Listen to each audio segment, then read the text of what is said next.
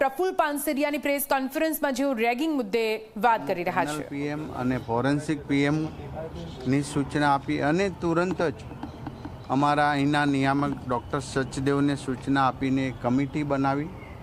આ કમિટી 10 દિવસે ને 15 દિવસે રિપોર્ટ આપે એવું નહીં, પરંતુ જ્યાં સુધી પૂર્ણ તપાસ ન થાય ત્યાં સુધી સિવિલમાં જ આ કમિટી રહી પૂર્ણ રિપોર્ટ તૈયાર કરીને સત્ય હકીકત છે, કોઈને અન્યાય ન થાય, કોઈને નુકસાન ન થાય અને મૃતકને ન્યાય મળે.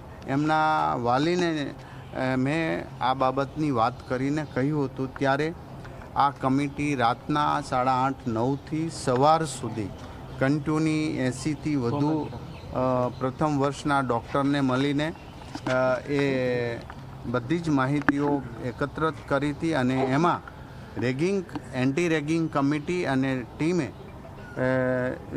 ન્યાય માટેના બધા જ તારણો કાઢીને જે મૃતક ડૉક્ટર મૃત્યુ પામ્યા છે એમના સિનિયર આમને અવારનવાર ટોર્ચરિંગ કરતા હતા માનસિક રીતે. બીજી કોઈ મૃતકે કોઈ નોંધ લખી હોય કે કોઈ પત્ર લખ્યો એવું નથી. માટે આ નિવેદનો આધારિત એવું ફલિત થયું છે કે એમના સિનિયર ડૉક્ટરો આમને માનસિક રીતે હેરાન કરતા હતા. એમના સહઅધ્યાયીઓએ જે રિપોર્ટ આપ્યો એ પ્રમાણે 4 ડૉક્ટરોને એન્ટી રેગિંગ કમિટી અને જે ટીમ બનાવી હતી એમને સસ્પેન્ડ કર્યા છે ને HOD સહિત જે એમના ટીચિંગ સ્ટાફ છે એમને શો કોઝની નોટિસ આપી છે, એટલા માટે કે આ ધ્યાન એમને રાખવાની જરૂરિયાત હતી અને સિનિયરો જુનિયરોને ક્યાંય પણ હેરાન ન કરે એ બધી જ બાબતો હવે કોલેજના HODને પણ એ જવાબદારીમાં આવે છે. માટે એમને નોટિસ આપવામાં આવી. મૃતકના પિતા શ્રી જોડે મેં કાલે 2 વાર વાત કરી હતી. એમને સાંત્વના પાઠવી હતી. એમને કહ્યું હતું કે સરકાર એક માનવતાવાદ સાથે તમારી સાથે છે, અમે તમારી સાથે. કંઈ ઘટતું હોય, કંઈ પ્રશ્ન હોય તો મેં મારો નંબર આપીને પણ એમને સાંત્વના આપી કે ડાયરેક્ટ તમે મારો સંપર્ક કરજો. આ સંદેશો ગુજરાતના તમામ વિદ્યાર્થીઓ અને HODને આપવા માગું છું કે એક પણ બાળક આત્મહત્યા ન કરવી જોઈએ અને કરી છે તો એ જવાબદારી પૂર્ણ એમને સ્વીકારવું પડશે. હું યુવાન ડૉક્ટર દીકરા દીકરીઓને વિનંતી કરું છું, તમે સિનિયર હો તો જુનિયરને જો હેરાન કરતા હોય તો આજથી બંધ થઈ જશો. તમારા જીવનની અંદર જો આવી કલંકિત રેગિંગ જેવી ઘટનાનું સર્ટિફિકેટ તમને ડૉક્ટરના સર્ટિફિકેટ સાથે મળશે તો એ સર્ટિફિકેટમાં ધૂળ પડી ગણાશે, તમને ધિક્કારશે લોકો. તમારામાં આવી માનવતા ક્યાં મરી પરવારી છે? આ બધી જ બાબતો તમે જિંદગીભર આ યાદ રાખીને પસ્તાશો. માટે આ મેં નમો મૈત્રી સમાજ એટલા માટે જ દરેક કોલેજમાં જઈને હું ડૉક્ટરો સાથે વાત કરું છું. પણ બીજી વાત એ કરું છું કે જ્યાં રેગિંગનો પ્રશ્ન છે, જ્યાં હેરાન કરે છે, જ્યાં નાપાસ કરવાની ધમકી આવે છે, આવી ક્યાંય પણ ધમકી મળતી હોય તો તમે તમારા ડીનને ત્યાં જાણ કરો અથવા તો અમને રાજ્ય સરકારને અમારા અહીંના નિયામક સચદેવ વગેરે છે એમને જાણ કરો અને અમને જાણ કરો. પરંતુ મનમાં રાખીને આત્મહત્યા સુધી પહોંચવું એ વાત પણ વ્યાજબી નથી. કારણ કે તમારા મમ્મી પપ્પાના તમે લાડકા દીકરા છો, સમાજના લાડકા દીકરા. આ એક સંવેદના સાથે જોડાયેલો મુદ્દો છે. ડૉક્ટરને સસ્પેન્ડ કરવા પડે અને એ કલંકિત ઘટનામાં આ જ ડેન્જરસ વાત છે. માટે સુધરી જાય બધા જ લોકો. જો ક્યાંય પણ આવી ઘટના ઘટશે તો સસ્પેન્ડ થશે, એમની બદનામી થશે અને કલંક આખી જિંદગી એમના માથા પર રહેશે. માટે હું વિનંતી કરું છું તમામ આવા સિનિયર ડૉક્ટરોને જુનિયર પાસેનું તનતોડ કામ કરાવી એને અપમાન કરવું આ સંસ્કારિતા નથી. આવું જો કરતા હશે, જે કરતા હશે આવું, એ અસંસ્કારની વૃત્તિ છે. તમને તમારા ઘરેથી પણ આવા અસંસ્કાર આપ્યા હશે ત્યારે તમે બીજાને હેરાન કરી શકો.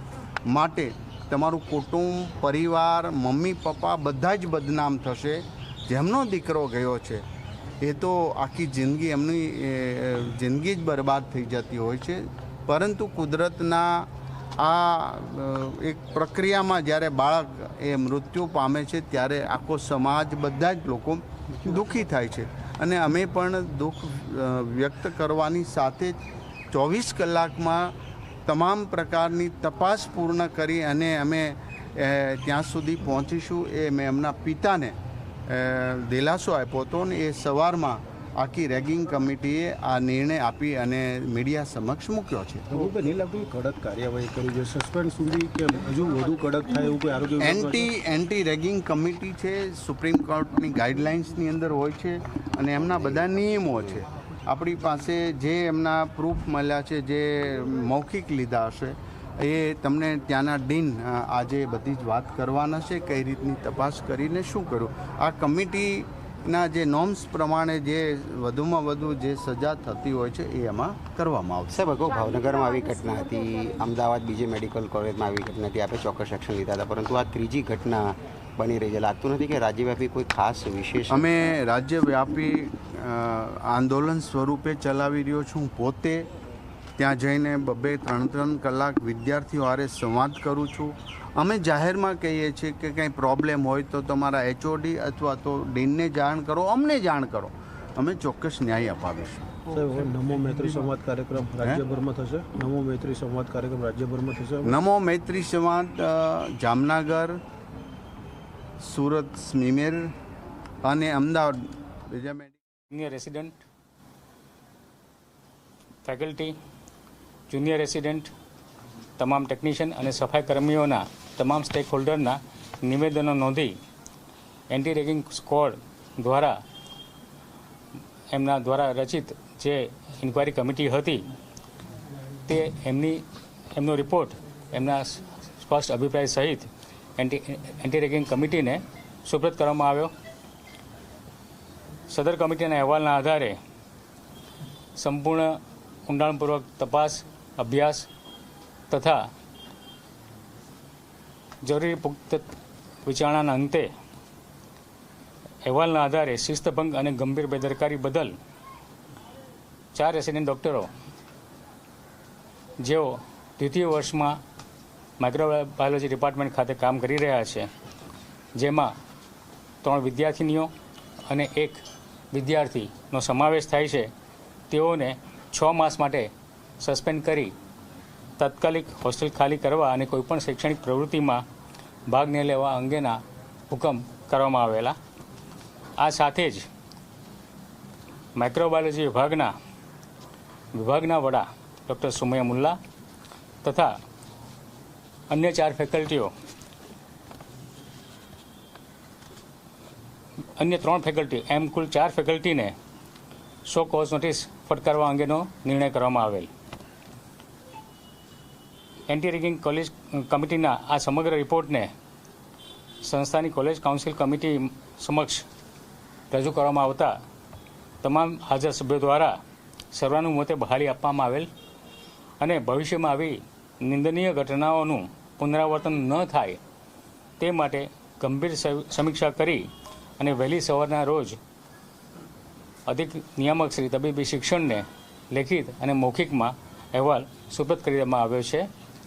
અત્રેની સંસ્થા ખાતે રેગિંગ અંગે ઝીરો ટોલરન્સની નીતિ અપનાવવામાં આવેલી છે અને તે અંતર્ગત આ સમગ્ર કાર્યવાહી હાથ ધરવામાં આવી છે અને તેના અંગેનો રિપોર્ટ અધિક નિયામક શ્રી તબીબી શિક્ષણ દ્વારાને સુપ્રત કરવામાં આવ્યો છે અને તેમના દ્વારા રાજ્ય સરકારને સુપ્રત કરવામાં આવેલ છે. કઈ રીતે રેગિંગ કરવામાં આવતું હતું, કઈ રીતે ટોર્ચરિંગ કરવામાં આવતું હતું? જે નિવેદનો મળ્યા હતા અને જે ફરિયાદ મળી હતી એમના જણાવ્યા મુજબ એમને વર્બલ એબ્યુઝ જેને કહીએ આપણે કે કડક શબ્દોમાં એમને અને ખખડાવવા અને એમને બીજા અન્ય રેસિડેન્ટની હાજરીમાં એમને હ્યુમિલેશન જેને કહેવાય એ કરવામાં આવે એ પ્રમાણેની એમનું રેગિંગ અંગેની કાર્યવાહી એમણે એ અંગેની કમ્પ્લેન લખિતમાં આપેલી હતી. એક રૂમની અંદર એમને એક દિવસ બોલાવવામાં આવ્યા હતા અને 2 કલાક સુધી એમને કન્ટિન્યુઅસ ટોર્ચર કરવામાં આવ્યું.